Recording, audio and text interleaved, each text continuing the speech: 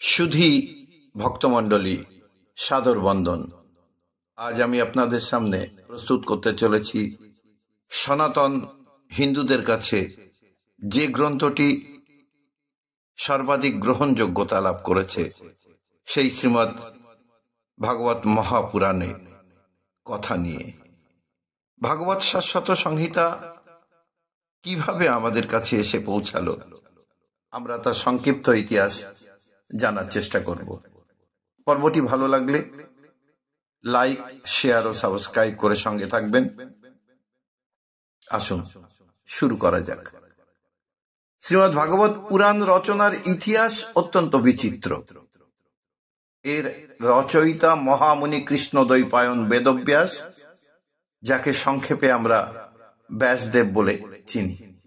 ব্যাসদেব ব্যক্তি বিশেষ ছিলেন অথবা ব্যাসদেব উপাধি বিশিষ্ট বহুমুনি বর্তমান ছিলেন, সে বিচার করবেন ঐতিহাসিকগণ। আমরা প্রাচীন ভারতের যে অসংখ্য গ্রন্থের রচনাকর্তা ব্যাসদেবের পরিচয় জানি, তার কাহিনী দিয়েই আলোচনা আরম্ভ করব।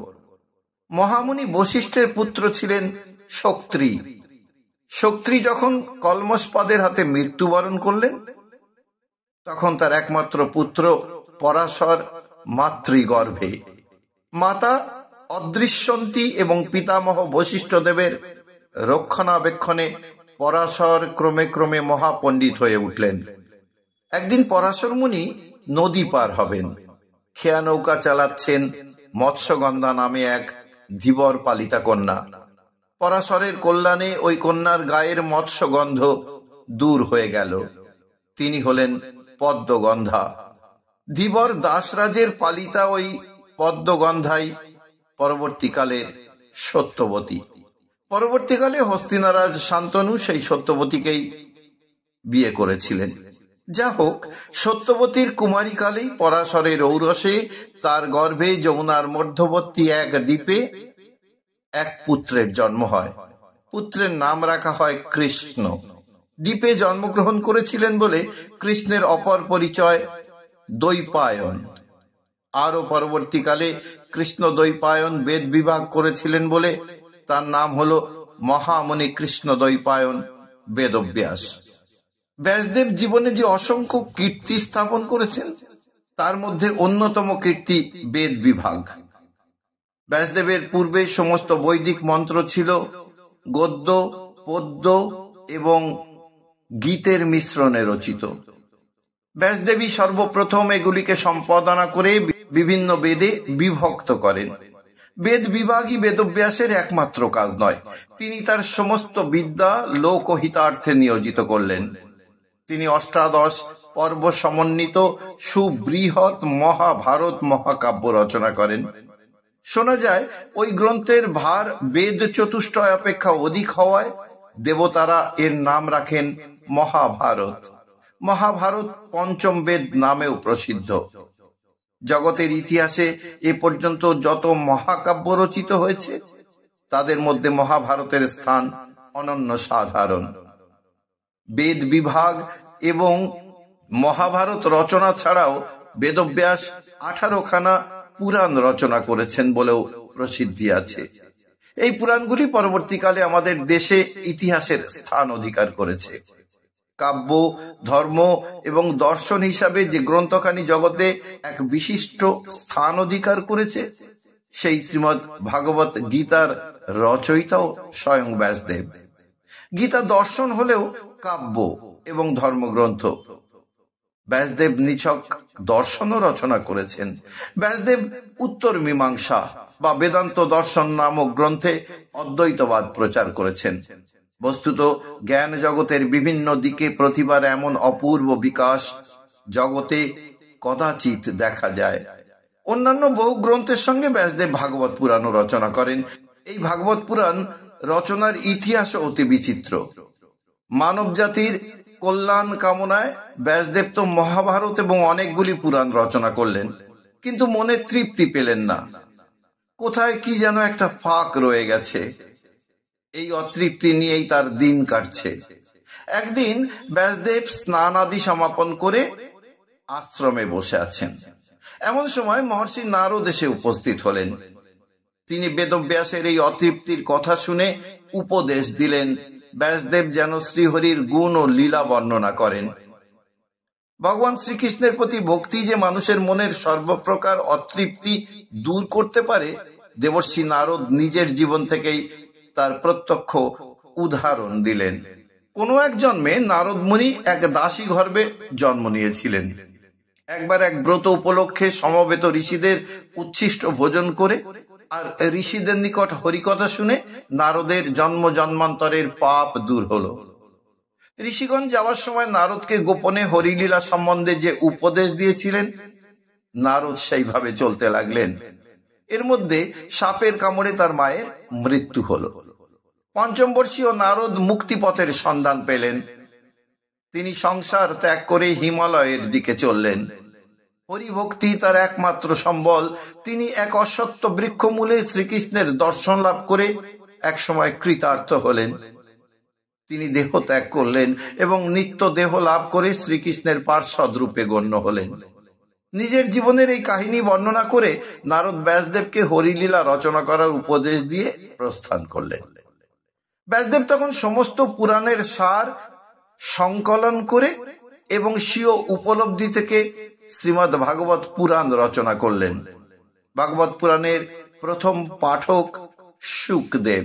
ব্যাসদেব এই মহাগ্রন্থ রচনা করে প্রথম তা পাঠ করে শোনালেন নিজ পুত্র শুকদেবকে। পিতা ব্যাসদেবের মতোই পুত্র শুকদেবের জীবনও অতীব কৌতূহল উদ্দীপক। শুকদেব যখন মাতৃগর্ভে, তখনই নানা বিষয়ে তিনি জ্ঞানী হয়ে উঠলেন।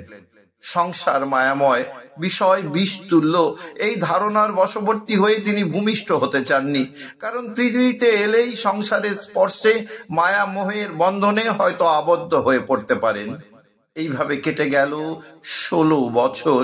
শুকদেব তখন মাতৃগর্ভে, অথচ এই দীর্ঘকাল ধরে তার মা গর্ভ যন্ত্রণা ভোগ করছেন। এই অবস্থায় ব্যাসদেব বিচলিত হয়ে পুত্র শুকদেবকে ভূমিষ্ঠ হবার জন্য আদেশ করলেন। শুকদেব পড়লেন বিপদে। একদিকে পিতার আদেশ, তাকে ভূমিষ্ঠ হতে হবে, অপরদিকে তার মনে আশঙ্কা পৃথিবীতে এলেই হয়তো মায়া বিষ্ট হয়ে পড়বেন। এই অবস্থায় তিনি পিতার নিকট বর চাইলেন।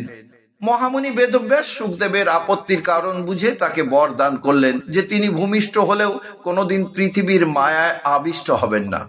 অবশেষে আজন্ম জ্ঞান ও তাপস শুকদেব ভূমিষ্ঠ হলেন এবং সংসারের প্রতি অনাসক্তিবশত তৎক্ষণাৎ গৃহ ত্যাগ করলেন।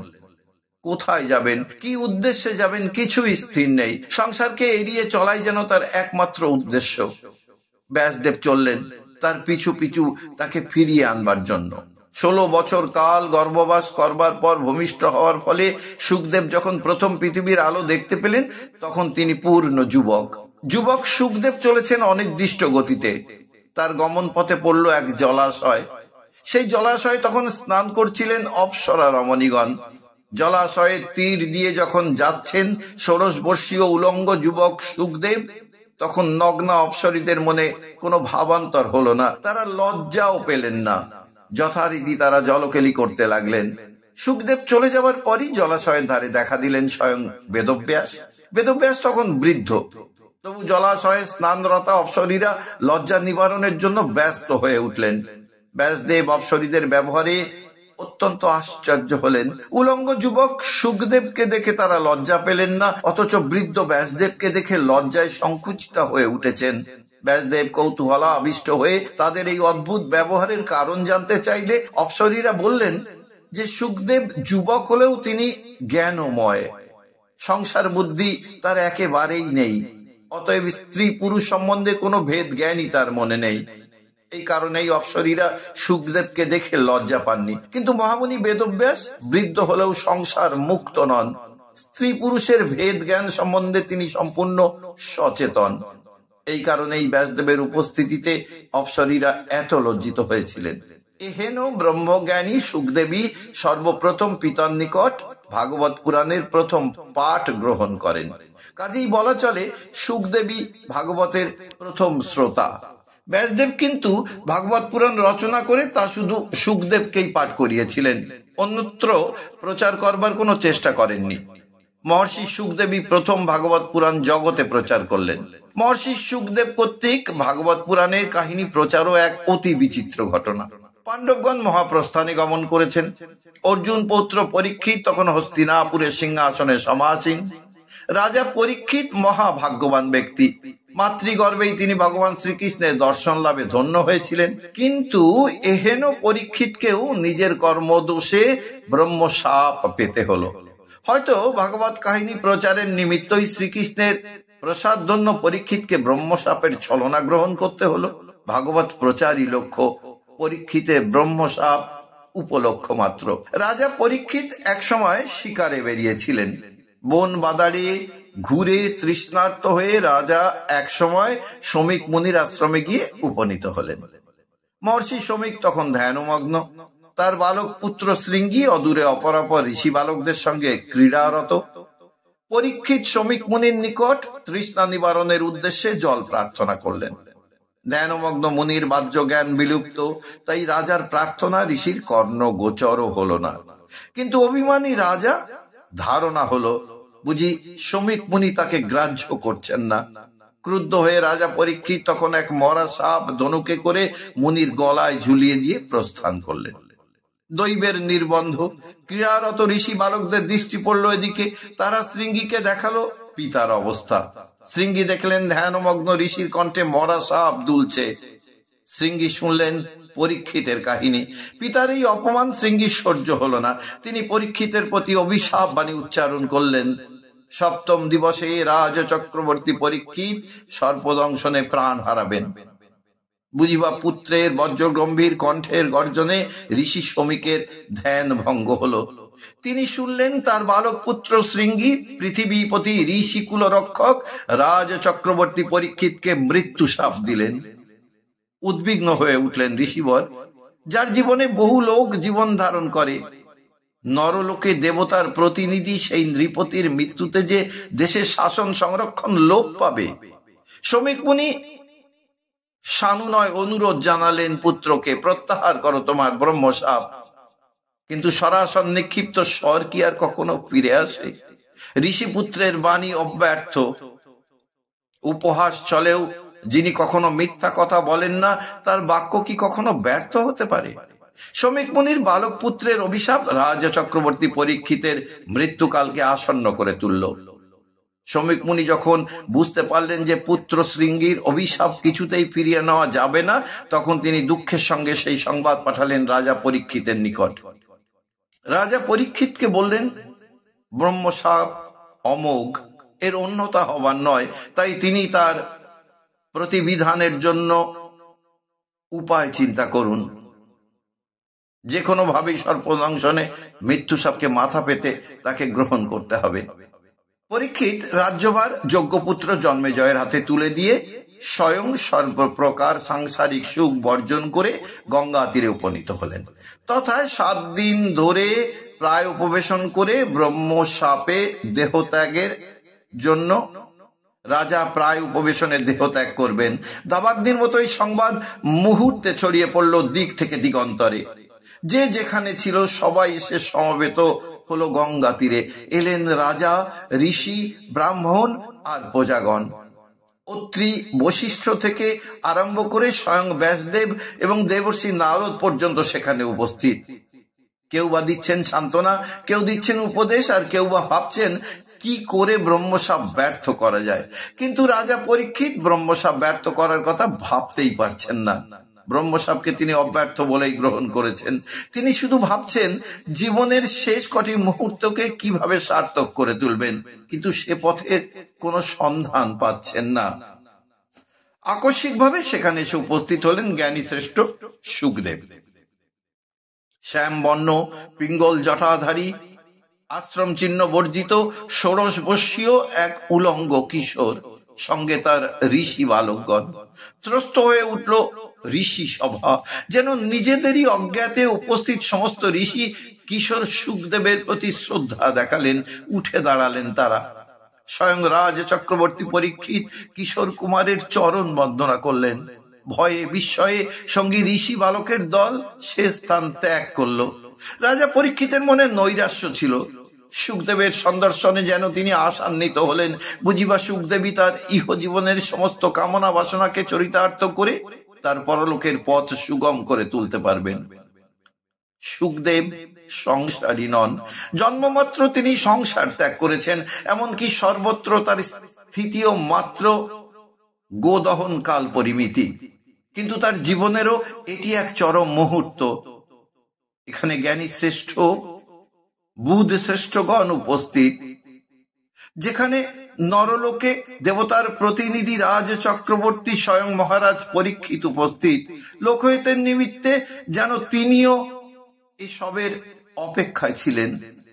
তাই গোদহন সময় তার অবস্থানকাল হলেও রাজা পরীক্ষিতের অনুরোধে সপ্ত দিবস কাল অর্থাৎ পরীক্ষিতের জীবনকাল পর্যন্ত গঙ্গা তীরে রাজা এবং ঋষি সন্নিধানে অবস্থান করতে তিনি সম্মত হলেন। সুখদেবকে দেখে পাণ্ডুকুলভূষণ পরীক্ষিত যেন আকুলে কুল পেয়েছেন। তিনি সুখদেবের নিকট জানতে চাইলেন, জগৎ প্রাণ কৃষ্ণের চরণে নিঃশেষে মনকে উৎসর্গ করে দেহত্যাগ করার উপায় কি?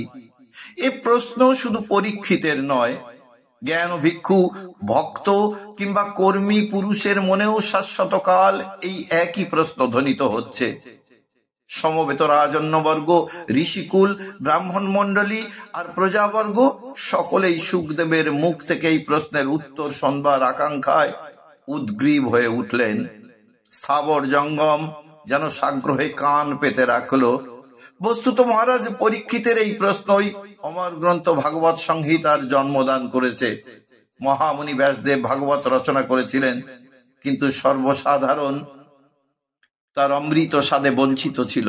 রাজা পরীক্ষিতের প্রশ্নের উত্তরে মহর্ষি সুখদেব সেই ভাগবত কাহিনী সর্বজনগোচরে আনলেন। কলিযুগের প্রারম্ভে পবিত্র গঙ্গা তীরে ভাদ্র মাসের শুক্লা নবমী থেকে পূর্ণিমা তিথি পর্যন্ত 7 দিন কাল মহর্ষি সুখদেব এই ভাগবত পুরাণ বর্ণনা করলেন। মূলত ভগবান শ্রীকৃষ্ণের লীলা কীর্তনই ভাগবত পুরাণের প্রতিপাদ্য বিষয়। অবশ্য পরীক্ষিতের জিজ্ঞাসায় এবং প্রসঙ্গক্রমে বহুতর অন্যবিধ বিষয়ের আলোচনাও এতে স্থান লাভ করেছে। সুখদেব ভাগবত কাহিনী বলে যাচ্ছেন অনর্গল। কত কথা, কত কাহিনী, কত ইতিহাস, কত দর্শন, কত বিজ্ঞান, জাহ্নবীর স্রোতধারার মতো অনর্গল বেগে সুখদেবের মুখ থেকে বেরিয়ে এলো। কিন্তু কোথায় সেই শিবতুল্য শক্তিধর, যিনি আপন শক্তিতে এই ভাগবত জাহ্নবীকে স্মৃতি জটায় ধারণ কম? বিরাট সেই ঋষি সভা প্রমাদ গুনলেন। ভাগবতের এই অমৃত ধারায় তারা অবগাহন করেছেন, পুণ্য লাভ করেছেন, আনন্দ পেয়েছেন, কিন্তু কেউ তো রক্ষা করতে পারেননি। একদিকে শুনেছেন, অন্যদিকে ভুলে গেছেন। তাহলে কি শ্রীকৃষ্ণ লীলামৃত এই ভাগবত সংহিতা তাবৎ জনসমাজে অশ্রুত থেকে যাবে? ঋষি সুখদেব স্বেচ্ছাবিহারী, কখন কোথায় থাকেন ঠিক নেই, কাজেই তাকে ধরে আবার শোনবার চেষ্টা বৃথা। হয়তো ঋষিদের মনে এই অকথিত বাণী সুখদেবের অন্তরেও প্রশ্ন তুলেছিল। তাই বুঝি তিনিও চারিদিকে তাকাচ্ছিলেন আশা ভরা দৃষ্টিতে, বুঝি খুঁজছিলেন কোথায় তার উত্তরসূরি। কুলীন শ্রেণীর ঋষিগণই বুঝি সুখদেবকে বেষ্টন করে বসেছিলেন। তাদের ডিঙিয়ে গিয়েছিল সুখদেবের দৃষ্টি। দূরে বসে আছেন রোমহর্ষণ মুনির পুত্র সুত উগ্রশ্রবা। উগ্রশ্রবা ছিলেন ব্রাহ্মণ পিতা এবং ক্ষত্রিয় মাতার সন্তান। কৃতাঞ্জলি পুটে তিনি দূরে বসে সশ্রদ্ধ চিত্তে শুনছিলেন সুখদেবের কথিত ভাগবত কাহিনী। তার দিকে চোখ পড়তেই সুখদেব বুঝলেন রোমহর্ষণ পুত্র সুত উগ্রশ্রবাই সেই শ্রুতিধর, যিনি পরবর্তীকালে নৈমিষারণ্যে বহুকাল অনুষ্ঠিত যজ্ঞে শৌনক আদি ঋষির নিকট এই ভাগবত সংহিতা প্রচার করতে সক্ষম হবেন। সমবেত ঋষিদের এই আশ্বাস দান করে সুখদেব প্রস্থান করলেন। ভাগবত কাহিনীর এই দ্বিতীয় পর্যায়ে সুখদেব বহু জন সমক্ষে তা প্রকাশ করলেও শুধু শ্রোতারাই ভাগবত কাহিনী জানতে পারলেন, অপরকে জানানোর শক্তি আর তাদের ছিল না। তারপর ভাগবত প্রচারের তৃতীয় বা চরম পর্ব উপস্থিত হলো নৈমিষারণ্যে। নৈমিষারণ্যে শৌনকাদি ঋষিগণ দীর্ঘকাল ধরে এক যজ্ঞের অনুষ্ঠান করেছিলেন। সেখানে মহর্ষি রোমহর্ষণের পুত্র উগ্রশ্রবা এসে উপস্থিত হলেন একদিন। মহর্ষি রোমহর্ষণ ছিলেন বেদব্যাসের শিষ্য। ব্যাসদেব বহু গ্রন্থ রচনা করে তা তার বিভিন্ন শিষ্যদের মধ্যে ভাগ করে দেন অধ্যয়ন ও অধ্যাপনার জন্য। তন্মধ্যে রোমহর্ষণ পুরাণ ও ইতিহাসে পাণ্ডিত্য অর্জন করেছিলেন। মহামুনি উগ্রশ্রবা পিতা রোমহর্ষণের কাছে পেয়েছিলেন পুরাণ, ইতিহাস আদি গ্রন্থ। তাছাড়া অকৃতব্রণ, কশ্যপ এবং সাবর্ণীর সঙ্গে সঙ্গে উগ্রশ্রবাও মূল সংহিতাগুলো ব্যাসদেবের নিকট পড়েছিলেন। সর্বোপরি পরীক্ষিতকে যখন সুখদেব ভাগবত কথা বলছিলেন, তখন শ্রুতিধর একমাত্র উগ্রশ্রবাই যথাযথভাবে সমগ্র ভাগবত কাহিনী মনে রেখেছিলেন। এক্ষণে সুত উগ্রশ্রবাকে নৈমিষারণ্যে সমাগত দেখে শৌনক আদি ঋষিগণ তাকে ধরে বসলেন। তাদের ভাগবত কাহিনী শোনাতে হবে। উগ্রশ্রবাও সানন্দে মুনিদের নিকট শ্রীমৎ ভাগবত পুরাণ বর্ণনা করলেন। এই ভাগবত পুরাণ সর্বপ্রথম স্বয়ং ভগবান বলেছিলেন ব্রহ্মাকে। ব্রহ্মা বলেন তদাত্মজ নারদকে। নারদ এই হরিলীলা বিষয়ে কাহিনী সম্বন্ধে উপদেশ দিলেন ব্যাসদেবকে। ব্যাসদেব ভাগবত রচনা করে পাঠ করালেন পুত্র সুখদেবকে। পরীক্ষিতের কাছে সুখদেব যখন ভাগবত বর্ণনা করছেন, তখন রোমহর্ষণ পুত্র উগ্রশ্রবা যথাযথভাবে তাকে মনে ধারণ করে রাখলেন এবং পরে নৈমিষারণ্যে শৌনক আদি ঋষি সমীপে অমৃত মধুর ভাগবত কাহিনী প্রচার করলেন। এভাবেই ভাগবতের সৃষ্টি হলো। সুধী শ্রোতৃমণ্ডলী, আজ এ পর্যন্ত। সবাই মিলে বলুন রাধা রাধা।